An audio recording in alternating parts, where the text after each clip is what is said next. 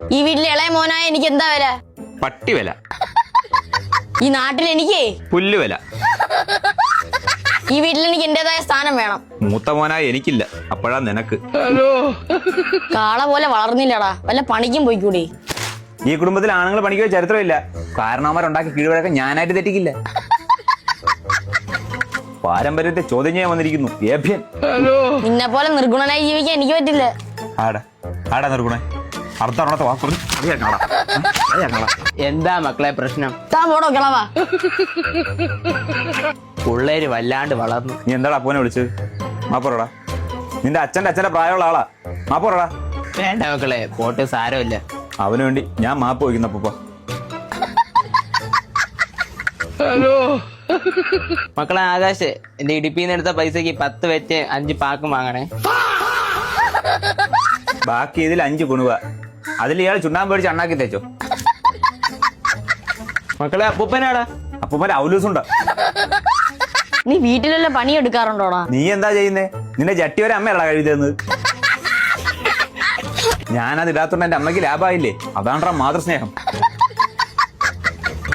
വിവരമില്ല, വിദ്യാഭ്യാസം ഇല്ല. അത് പറയരുത്. ഈ കുടുംബത്തിൽ എന്റെ അത്ര വിദ്യാഭ്യാസമുള്ള ആരുണ്ട്? ഈ വിദ്യാഭ്യാസമുള്ള ആള് മെനിഞ്ഞാലിന്റെ ലവ് ലെറ്ററിന്റെ ഫോട്ടോ എന്റെ ഉണ്ട്. എനക്ക് നന്നോട് പണയമാണ് ഷൊണ്ണേ,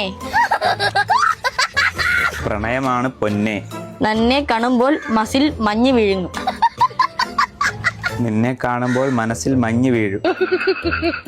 ഞാൻ നിന്റെ അച്ഛന്റെ പട്ടിയാണ്. ഞാൻ നിന്റെ അച്ഛന്റെ പാർട്ടിയാണ്.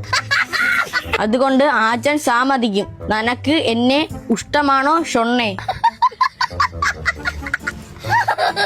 അതുകൊണ്ട് അച്ഛൻ സമ്മതിക്കും. നിനക്കെന്നെ ഇഷ്ടമാണോ പൊന്നെ? നിന്റെ അടുത്ത് ഞാൻ പല പ്രാവശ്യം പറഞ്ഞിട്ടുണ്ട് എന്റെ സാധനങ്ങൾ എടുക്കരുത്. പൊന്നെ ഇഷ്ടമാണോ ഷൊണ്ണേ? മക്കളെ എങ്ങനെ തല്ലുകൂടല്ലേ? ഉനക്ക് എന്നെ ഇഷ്ടമാണോ ഷൊണ്ണേ?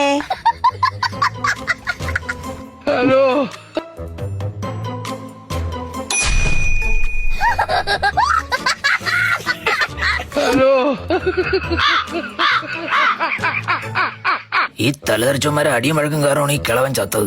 നല്ല മനുഷ്യനായിരുന്നില്ലേ? ഇങ്ങനെ കുറെ മക്കളുണ്ടായ മതിയല്ലോ. അപ്പൂപ്പ ഇനി നമ്മള് തല്ലുകൂടാൻ പാടില്ല. ഷർട്ട് ധാരുടെ വീട്ടെടുത്ത് ചത്താണെങ്കിൽ ഇത്തിരി മനസ്സമാധാനം താടാ. ഇയാള് ചത്തില്ല.